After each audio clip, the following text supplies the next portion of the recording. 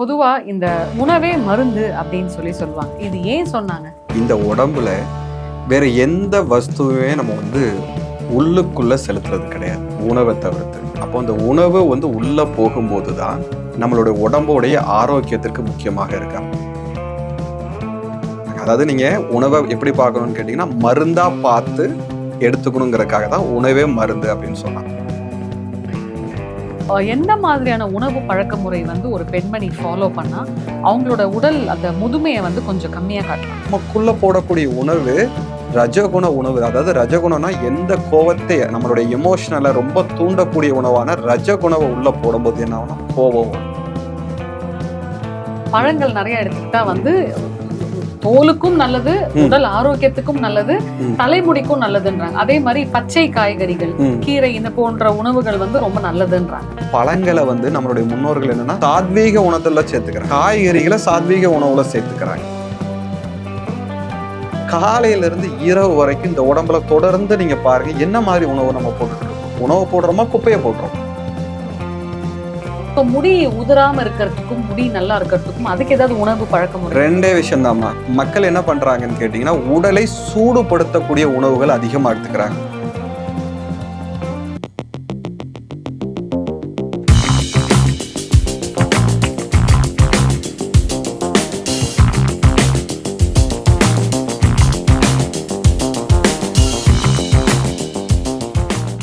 You Tamil பாவை நேயர்களுக்கு அன்பார்ந்த வணக்கம். இன்றைய நேர்காணல்ல நம்ம கூட சாது பிரகதீஸ்வரர் ஐயா இருக்காங்க. வணக்கம் சார். நமோ நாராயணமா. நல்லா இருக்கீங்களா சார்? ரொம்ப ரொம்ப நல்லா இருக்கேன். நீங்க எப்படி இருக்கீங்க? சௌக்கியமா இருக்கேன் சார். பொதுவா இந்த உணவே மருந்து அப்படின்னு சொல்லுவாங்க. இது ஏன் சொன்னாங்க? அதாவதுமா, இந்த உடம்பு இருக்கு பாத்தீங்களாமா, இந்த உடம்புல வேற எந்த வஸ்துவே நம்ம உள்ளுக்குள்ள செலுத்துறது கிடையாது, உணவை தவிர்த்து. அப்போ அந்த உணவு உள்ள போகும்போது தான் நம்மளுடைய உடம்போடைய ஆரோக்கியத்திற்கு முக்கியமாக இருக்கு. அப்போ உணவை மருந்தாக எடுத்துக்கொள்ளணும். அதாவது கவனித்து ஆராய்ச்சி செய்து இது சரியா நம்ம உடம்புக்கு. ஏன்னா இப்போ ஒரு மருந்து நம்ம வாங்க போறோம், மெடிக்கலுக்கு போய் கேட்குறீங்க, அவங்க கேட்குறாங்க டாக்டருடைய இது இருக்கா, அவர்கிட்ட இருக்கா. ஏன்னா அவர்கிட்ட ஆலோசனை பண்ணி இன்ன மருந்தா என்ன ஏதுன்னு கேட்டுட்டு நீங்கள் வாங்கினீங்களான்னு கேட்குறாங்க.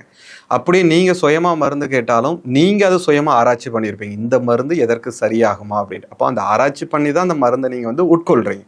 அப்போது உணவு, நம்ம சாப்பிடக்கூடிய உணவை இது என் உடம்புக்குள்ளே போனால் என்ன மாதிரி மாற்றங்களை ஏற்படும் அப்படின்ட்டு யோசித்து எடுக்கக்கூடியது தான் உணவை மருந்து அப்படின்னாங்க. அதாவது நீங்கள் உணவை எப்படி பார்க்கணும்னு கேட்டிங்கன்னா, மருந்தாக பார்த்து எடுத்துக்கணுங்கிறதுக்காக தான் உணவே மருந்து அப்படின்னு சொன்னாங்க. இப்போ ஒரு காலத்துலலாம் பார்த்தீங்கன்னா 90 வயசு 100 வயசுல கூட பிரிஸ்கா இருந்தாங்க. ஆனால் இப்போ இருக்கக்கூடிய யங்ஸ்டர்ஸ் பார்த்தீங்கன்னா 30 இயர்ஸ்லேயே படி ஏற முடியலன்னு சொல்கிறாங்க, மூச்சு வாங்குதுன்றாங்க, ஓட முடியல. மெயினாக இந்தியன் டாய்லெட்டில் அவங்களோட கீழே உட்காந்து அவங்களோட கழிவை போக முடியல. இது ஏன் நினைக்கிறீங்க? அதாவதுமா, மனிதன் என்னன்னு கேட்டிங்கன்னா காலத்துக்கு ஏற்ற மாதிரி தன்னுடைய வாழ்க்கை முறையை மாற்றிட்டு இருக்கு. ஆனால் இப்போது என்னன்னு கேட்டிங்கன்னா, பெருவாரியான மக்கள் உணவு முறைகள்லையும் வாழ்க்கை முறைகளையும் பெரிய மாற்றத்தை கொண்டு வந்துட்டாங்க. அதாவது என்னென்னா, சுலபமாக எல்லா விஷயமும் அவங்களுக்கு தேவைப்படுது. அதாவது காத்திருக்கிறதுக்கு அவங்க தயாராக இல்லை. இப்போது ஒரு உணவு சமைக்கணும்னா அதுக்கு ஒரு காய்கறி வாங்கிட்டு வரணும், அதை கழுவணும், அதை வெட்டணும், அதுக்கப்புறம் அடுப்பை பற்ற வைக்கணும், அதில் பாத்திரத்தை வைக்கணும், சமைக்கணும், சமைச்ச பிறகு அதை பரிமாறணும். இந்த பொறுமை அவர்களுக்கு இல்லாமல் என்ன பண்ணுறாங்கன்னா, ஒரு ஃபோன் எடுத்துக்கிறாங்க, ஒரு ஆப்பில் புக் பண்ணால் 5 நிமிஷத்தில் எனக்கு உணவு கிடச்சிரும் அப்படின்னு புக் பண்ணுறாங்க. அப்போது அந்த ஆப் வைத்திருக்கிறவர்கள் என்ன பண்ணுறாங்க, நம்மளுடைய சுவையை தூண்டக்கூடிய புகைப்படங்களை அதில் லிஸ்ட் பண்ணியிருப்பாங்க. அப்போ உங்களோட சென்ஸ் என்ன பண்ணுதுன்னா, அதை பார்த்த உடனே ஓ இது நல்லா இருக்குமோ, நீ அந்த பொருளை பார்க்கவே இல்லை, இது நல்லா இருக்குமோன்னு சொல்லிட்டு நீங்கள் ஆர்டர் போட்டுடுறீங்க. அப்போ அந்த வேகமான அந்த உணவுகளை நீங்கள் வாங்கிக்கிட்டு வேகமாக நம்ம சாப்பிட வேண்டியது இருக்குது. அப்போ அப்படி வேகமாக சாப்பிடக்கூடிய நம்ம அந்த உணவு, ஏன்னா நம்ம இந்த நேரத்தை அதில் நம்ம செலவிடவே இல்லை, உணவு செய்வதற்கான ஒரு நேரத்தை நம்ம அதுக்கு செலவிடவே இல்லை. நம்மளுடைய வேகத்தில் உடனடியாக எனக்கு அந்த உணவு வேணுங்கிறதுக்காக நம்ம அது வாங்கியிருக்கிறோம். அந்த உணவு நமக்கு ஆரோக்கியமானதா இல்லையா நம்ம யோசிக்கிறதில்ல, நம்மளுக்கு சுவையானதா அப்படின்னு மட்டும் தான் நம்ம யோசிக்கிறோம். சரி, அப்படி அந்த உணவை நம்ம சுவையாக எடுத்துக்கொண்டாலும் கூட அவங்க வாழ்வியல்ல அவங்க உடம்பை இயக்கக்கூடிய வேலைகளை நம்ம செய்கிறோமா? இப்போ உணவுகளில் 2 விஷயம் உணவு இருக்குது. நம்ம உடம்பு அதிகமாக குனிந்து நிமிந்து வேலை செய்யக்கூடிய எடுக்கக்கூடிய ஒரு உணவுகள் இருக்குது. சில மனிதர்கள் உட்கார்ந்தே இருந்து தான் அவங்களுடைய பணிகள் இருக்கும், அவங்களுக்கு உடம்புல இயக்கக்கூடிய வேலைகள் இருக்குது. அப்போது இவங்க உட்கார்ந்தே இருக்கிறவங்க என்ன பண்ணுறாங்க, ஓடிக்கிட்டே இருக்கிற நல்ல உடல் உழைப்பு உள்ள உணவுகளை இவங்க சாப்பிட்றாங்க. அவங்க ஓடிக்கிட்டே இருக்கக்கூடியவங்க என்ன பண்ணுறாங்க, உட்கார்ந்து இருக்கக்கூடிய உணவுகளை எடுத்துக்கிறாங்க.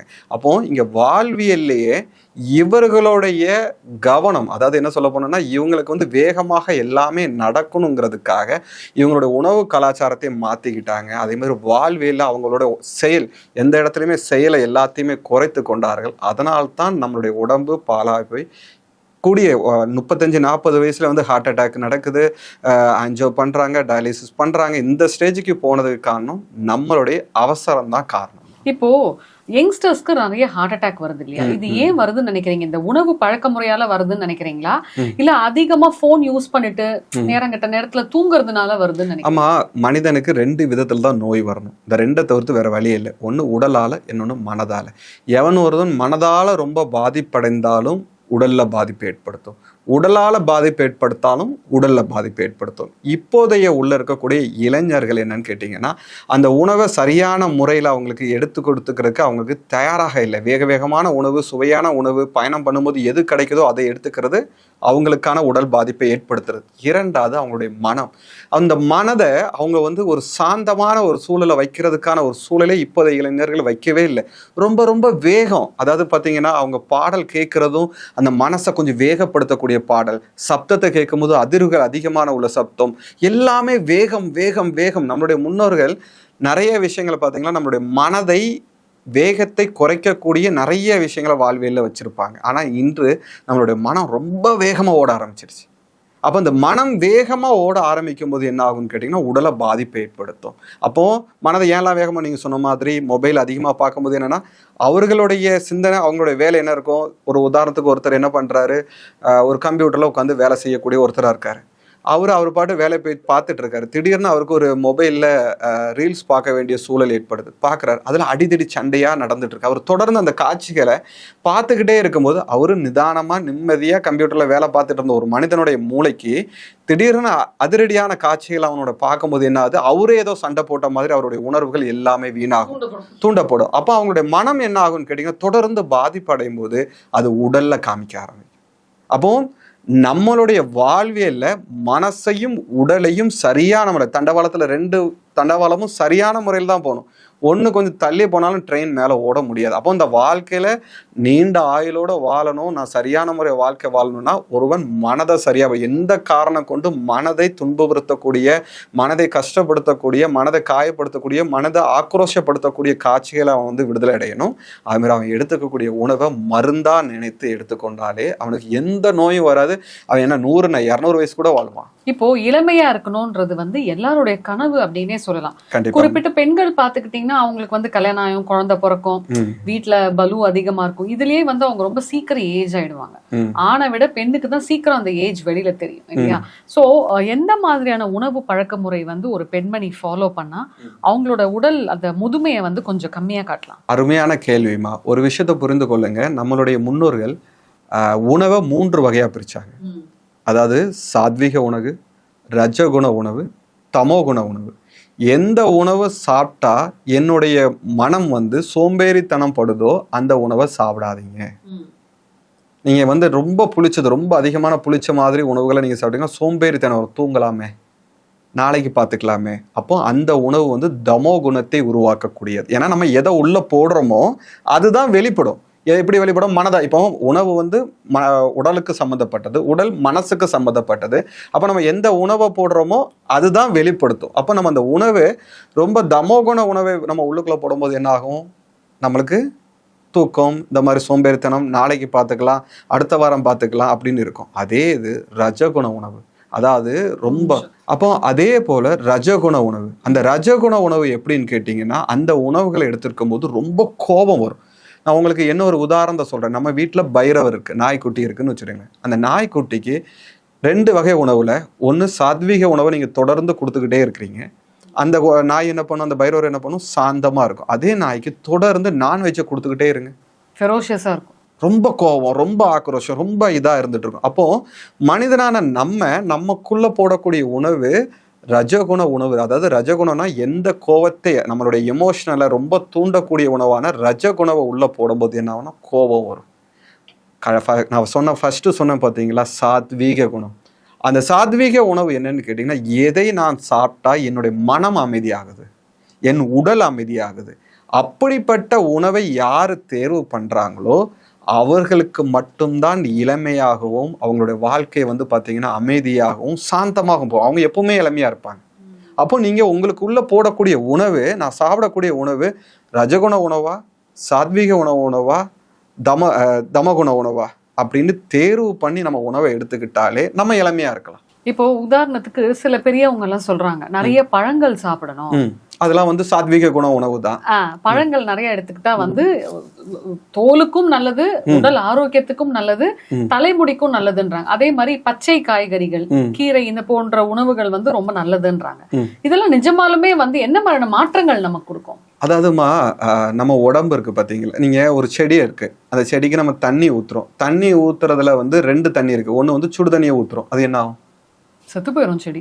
அது எது நல்லா கொஞ்சம் நிதானமான குளிர்ச்சியான தண்ணி ஊத்துனா நல்லா வளரும். அப்போ இந்த உடம்புக்கு எந்த அளவுக்கு இயற்கையாக இருக்கக்கூடிய பச்சை காய்கறிகள் வந்து இயற்கையான உள்ள உணவுகளை நம்ம உள்ள போடும்போது இது என்ன ஆகும்? உடம்பு சாந்தமாகும். சாந்தமான உடம்பு எப்படி தெரியும்? புத்துணர்ச்சியா வெளியே தெரியும். அப்போ பழங்களை வந்து நம்மளுடைய முன்னோர்கள் என்னன்னா சாத்வீக உணவுல சேர்த்துக்கிறாங்க, காய்கறிகளை சாத்வீக உணவுல சேர்த்துக்கிறாங்க. அப்போ நம்மளுடைய முன்னோர்கள் தெளிவா அழகா தான் சாப்பிட்டுட்டு இருந்தாங்க. இப்போ இருக்கக்கூடிய ஜென்ரேஷன் என்ன பண்ணாங்கன்னா அதெல்லாம் விட்டுட்டாங்க. காலையில ஆனா இட்லி, தோசை, பொங்கல், பூரி, வடை, இதுதான் இன்றைய தமிழருடைய காலை உணவா இருக்கு. மதிய உணவு என்னன்னு கேட்டா பிரியாணியில நிறைய வகை பிரியாணி வச்சிருக்காங்க, அதில் ஏதாவது ஒரு பிரியாணி சாப்பிட்றாங்க. இல்லைன்னா வந்து பார்த்தீங்கன்னா ஃப்ரைட் ரைஸ், என்னென்னவோ ஃப்ரைட் ரைஸை உட்காந்து சாப்பிட்டுட்டு இருக்காங்க. இப்போ மாலை நேரத்தில் பார்த்தீங்கன்னா சமோசா, வடை இந்த மாதிரி சாப்பிட்டுட்டு இருக்காங்க.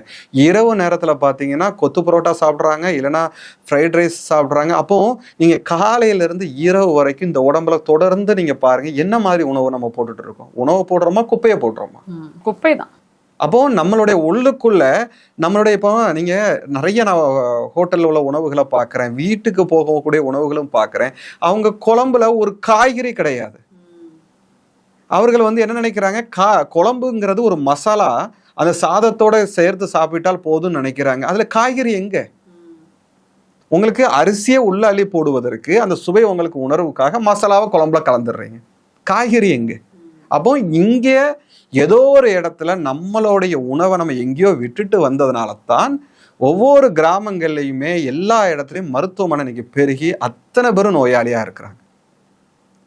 அப்போ நம்ம இந்த சுவையை கொஞ்சம் தியாகம் பண்ணிட்டு உடல் ஆரோக்கியத்திற்கான உணவை நம்ம தேர்வு பண்ணா, பழங்களை நீங்க காலை உணவுக்கு ஒரு பழத்தை ஏதாவது ஒரு பழத்தை சூஸ் பண்ணிடுங்க, ரொம்ப குறைவான விலைக்கு வாங்குங்க.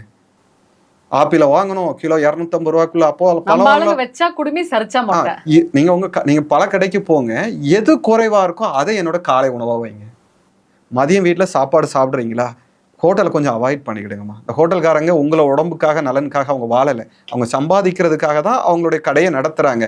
அப்போ உங்களோட ஆரோக்கியத்தை முதல்ல பார்க்கக்கூடியது யாரு? நம்மளுடைய குடும்பம், நம்ம அப்பா அம்மா, உங்களுடைய மனைவி, இவங்க தான் நம்மளுடைய உடம்பு ஆரோக்கியம். வீட்டு உணவை பெருவாரியா தேர்வு பண்ணுங்க. மதியம் வந்து சாப்பிடும் போது கையில வந்து கண்ணு முன்னாடி அரிசி இருக்கா, சாதம் அரிசி வைக்கிறாங்கன்னா அதுக்கு பக்கத்துல எந்த அளவுக்கு காய்கறி இருக்குன்னு பாருங்க. உங்களுடைய ஒரு கை காய்கறி வாய்க்குள்ள போகுதுன்னா அடுத்த ஒரு கை சாதம் போகும். சமவனா பங்கு எடுத்துடுங்க. அதுக்காக நான் வந்து காய்கறியில போயிட்டு இந்த காய்கறி சாப்பிட்டா நல்லா இருக்குமா, கேரட் சாப்பிட்டா நல்லா இருக்குமா, பீன்ஸ், நான் உங்களுக்கு காய்கறி மட்டும்தான் சொல்றேன். கடைக்கு போங்க, எது குறைவா கிடைக்குதுன்னு பாருங்க. அந்த குறைவான காய்கறியை வீட்டில் வந்து அதை விலை கூடன காய்கறியை வச்சு சமைக்கணும்னு இந்த வயிறு கேட்கல, காய்கறி கேட்குது, அவ்வளவுதான். அதே மாதிரி இந்த கஞ்சில என்ன சூட்சமம் இருக்கு? ஏன்னா அந்த காலத்துலயும் இந்த கேழ்வரகு கஞ்சி குடிச்சிருக்காங்க, உளுந்து கஞ்சி எல்லாம் குடிச்சிருக்காங்க. இந்த கஞ்சி சார்ந்த உணவுல வந்து என்ன ஒரு அப்படி ஒரு மகத்துவம்? அதாவதுமா இதுல நீங்க ஒண்ணு புரிஞ்சுக்கிடுங்க. நம்ம அரிசி இருக்குன்னு வச்சுக்கோங்க, அரிசியில நீங்க கவனிச்சீங்கன்னா ரொம்ப வெண்மையான மாவு தான் இருக்கிறத நம்ம பார்ப்போம். அப்போ அந்த மாவுக்கு மேலே அதில் வந்து ரொம்ப ஏதாவது ஒரு கனிமங்கள் அதில் தெரியுமான்னு கேட்டால் அதில் இருக்கவே இருக்காது. ஆனால் நீங்கள் அதே இது நீங்கள் வந்து கேழ்வரகாக இருக்கலாம், கம்பாக இருக்கலாம், நீங்கள் அதோட மாவை நீங்கள் அரைத்து பார்க்கும்போது அதில் இருக்கக்கூடிய மாவின் அளவு குறைவாக இருக்கும், அதோட இருக்கக்கூடிய சத்தின் அளவு அதிகமாக இருக்கும். அப்போது எந்த பொருளாக இருந்தாலும் மாவை நம்ம வந்து குறைத்து கொள்ளணுங்கிறது தான் நம்மளுடைய உடம்புக்கு நல்லது. அப்போ மாவு குறைவான இருக்கக்கூடிய உணவு எது? இப்போ அரிசியில் மாவு அதிகமாக இருக்குது, அப்போ நம்ம உடம்பு அது பாதிப்பு ஏற்படுத்தும். அப்போ அரிசியின் அளவை குறைத்து காய்கறியோட சேர்த்து சாப்பிடும். அதே மாதிரி நம்ம கேழ்வரகுலாம் நம்மளுடைய முன்னோர்கள் காலைல குடிச்சாங்க. இப்பவும் பார்த்தீங்கன்னா சென்னையில் அங்கங்கே வந்து ஒரு ஒரு ஒரு சொம்பில் கொடுக்குறாங்க. அழகாக காலையில் வாங்கி ஒரு சொம்பு குடிக்கலாம். அதில் முழுவதும் என்ன இருக்குது, மாவு சத்து குறைவாகவும் மற்ற கனிமங்கள் அதிகமாக இருக்கிறதுனால நம்ம அதை எடுத்துக்கிறது நல்லது தானம்மா. அதனால நம்மளுடைய முன்னோர்கள் அழகா வச்சிருந்தாங்க, அதை நம்ம உடைச்சிட்டோம்னு நான் நினைக்கிறேம்மா. அதே மாதிரி இந்த கோதுமை இதெல்லாம் வந்து கஞ்சியா எடுக்கும் போது நல்ல உடலுக்கு ஆரோக்கியம் கொடுக்குமாயா? அதாவதுமா, கோதுமையை சாப்பிட்ற இடத்துலையும் நான் பார்த்துருக்கிறேன், அங்கே ஆரோக்கியம் இல்லாத இருக்கக்கூடிய மனிதர்களும் இருக்காங்க. எல்லாத்தையுமே ஒரு அளவாக எடுத்துக்கணும். நான் கோதுமை எடுத்துக்கிட்டா நான் சரியா இருக்கணும், உட்காந்து வயிறு நிறைய நம்ம கோதுமையை உட்காந்து சாப்பிட்டுட்டு இருந்தா நம்ம உடம்பு ஆரோக்கியமாக இருக்காது. எல்லாத்துலேயுமே ஒரு அளவாக எடுத்துக்கொண்டு நம்ம உடம்பு வந்து பார்த்தீங்கன்னா ஒரே தானியத்தை வைத்துக்கொண்டு இயங்கக்கூடியது கிடையாது. பல விஷயங்களை மாற்றி மாற்றி மாற்றி மாற்றி ஒரே இப்போ நான் வந்து கேழ்வரகு தோசை சாப்பிட்றேன்னா காலையில் உட்காந்து டெய்லி கேழ்வரகு தோசை சாப்பிடுவாங்க. அப்போ தான் எனக்கு சரியாயிரும், எனக்கு சுகர் பேர். ஏதாவது ஒன்று ஒரு நாள் எடுக்கிறீங்கன்னா அடுத்த நாள் மாற்றுங்க. ஒரே பொருள் கொடுக்காமல் மாற்றி மாற்றி உடம்புக்கு தேவையான மொத்த இது எடுங்க. இப்போ நீங்கள் வந்து கோதுமை இது கேட்டிருந்தீங்க, நல்லது தான். அதுக்காக எப்பவுமே அது அதே தினமும் சாப்பிடணுங்கிறது கிடையாது. உங்க வாழ்க்கையில ஒரு நாள் அதை எடுத்துக்கிடுங்க, வேற ஒரு நாள் வேற எடுத்துக்கிடுங்க. ஓகே, இப்போ வந்துட்டு முடி கொட்டுற பிரச்சனை கூட வந்து நிறைய பேருக்கு யங்ஸ்டர்ஸ்க்கு இருக்கு இல்லையா? ஆனா அந்த காலத்துல பாத்தீங்கன்னா முடி நரைக்கிறதே வந்து 60 வயசுக்கு மேலதான் நரைக்கும். நல்லா சூப்பரா ஹேர்லாம் இருக்கும். சோ முடி உதிராம இருக்கிறதுக்கும் முடி நல்லா இருக்கிறதுக்கும் அதுக்கு ஏதாவது உணவு பழக்கம்? ரெண்டே விஷயம் தான்மா. எனக்கே முடி கொட்டி இருக்கு, நீங்க பாத்துருப்பீங்க, தலையில முடி குறைவா இருக்கும். காரணம் என்னன்னு கேட்டீங்கன்னா, நான் யாத்திரையில் அதிகமா இருக்கிறதுனால எனக்கு சரியான உணவு கிடைக்காது. எனக்கு உணவு கிடைக்காது. நான் எது கிடைக்குதோ அதுதான் நான் எடுத்துக்கிற மாதிரி இருக்கும். இப்போ இருக்க மக்கள் என்ன பண்றாங்கன்னு கேட்டிங்கன்னா, உடலை சூடுபடுத்தக்கூடிய உணவுகள் அதிகமாக எடுத்துக்கிறாங்க. அப்போ அந்த உணவை எடுத்துக்கிறாங்க. அந்த உணவை எடுத்துக்கிறதுல எடுத்துக்கக்கூடிய உணவு என்ன மாதிரி ரியாக்ஷன் கொடுக்கும் அப்படிங்கிறது இருக்கு.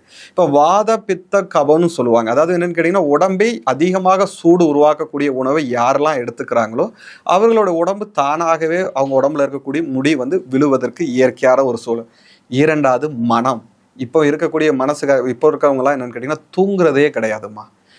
இரவு நேரத்தில் 1 மணி 2 மணி வரைக்கும் உட்காந்து மொபைலை பார்த்துக்கிட்டே இருக்கிறது. காலையில் வேக வேகமாக படுத்து தூங்கிட்டு வேக வேகமாக எந்திக்கிறது. ஒரு மனிதன் சாந்தமாக அவனுக்கு ஒரு நிதானத்தை, அவனுக்கு ஒரு அமைதியை கொடுக்கறது பெரிய பங்கு ஒரு தூக்கம். அப்போ மனிதனுக்கு தூக்கம் வந்து ரொம்ப ரொம்ப முக்கியம். அந்த தூக்கத்தை இவங்க வந்து பெருவாரியாக தொலைச்சிட்டாங்க. இப்போ முன்னாடியெல்லாம் நம்ம பார்த்தீங்கன்னா கிராமத்தில் ஒரு 8:30 9 மணி ஆனால் போதும் தூங்குன்னு சொல்லிட்டு 9 மணி 9:30க்கெல்லாம் ஒளியும் போடுவாங்கன்னு நினைக்கிறேன். பொதிகையில் நினைக்கிறேன். அது ஏதோ ஒரு 8 மணிக்கோ 8:15க்கு போடுவாங்க. அது முடிந்த உடனே எல்லாரும் தூங்கிடும். ஆனால் இன்னைக்கு என்னன்னு கேட்டிங்கன்னா 2-3 மணி வரைக்கும் உட்காந்து முழிச்சிருக்கக்கூடிய குடும்பங்கள் இருக்கு. மாணவர்களை விட்டுருங்க, குடும்பங்கள் நிறைய பேர் முழிச்சிருக்காங்க. அப்போ அந்த உடம்புக்கு ஓய்வே கொடுக்கலன்னா அது என்ன பண்ணும்? அதே மாதிரி இந்த காலையில எழும்புறது வந்து ஏதாவது ஒரு குறிப்பிட்ட நேரத்துல எழும்பணும்னு இருக்கா? அதாவதுமா, சூரியன் உதித்த பிறகு நம்ம எந்திக்கிறது நல்லதுமா. சூரியன் அஸ்தமனம் ஆன பிறகு தூங்குவது நல்லது. இதுதான் நம்ம முன்னோர்கள் வந்து கடைபிடிச்சிட்டு வந்தாங்க. இப்போ நம்ம சூரியனை உதிக்குது அப்படிங்கும் போது என்ன ஆச்சு, நம்மளுடைய தினமான பணிகளை, நம்மளுடைய வாழ்க்கைக்கு தேவையான பணிகளை நம்ம ஆரம்பிக்கிறோம். நம்மளுடைய முன்னோர்கள் இதான் பண்ணுவோம். விவசாயிகளாக இருந்தாலும் சரி, தொழில் செய்கிறவங்களாக இருந்தாலும் சரி, யாராக இருந்தாலும் சூரியன் உதிக்கும் போது அவர்கள் எந்திரிச்சிருவாங்க. சூரியன் அஸ்தமனம் பார்க்கும்போது வீட்டுக்கு வந்துடுவாங்க, உணவு எடுத்துட்டு படுத்து தூங்கிடுவாங்க. அப்போ காலையில் எந்திக்கிறது இயற்கையாகவே நல்லது. ஏன்னா காலையில் அந்த சூரியன் பக்கத்தில் இப்போ நிறைய விட்டமின் டி குறைபாடு வந்து இந்தியாவில் அதிகமாக இருக்குன்னு நான் கேள்விப்பட்டேன். அந்த விட்டமின் டி குறைபாடுனாலையும் முடி கொட்டுது நிறைய பேருக்கு. இந்த சூரியனுடைய ஆற்றல் மனிதனுக்கு கண்டிப்பாக தேவை. ஏன்னா அந்த முட்டு வலி, இப்போ நிறைய வயசானவங்க பார்த்தீங்கன்னா சூரியன் உதித்த பிறகு வீட்டை விட்டே வெளியே வராதவங்களுக்கு நிறைய பேருக்கு முட்டு வலி வந்துட்டு இருக்கு. இதுக்கு பெருவாரியா காரணம் என்னன்னா, சூரியன்ல இருந்து இலவசமாக கிடைக்கக்கூடிய விட்டமின் டியை நம்ம பெறலை.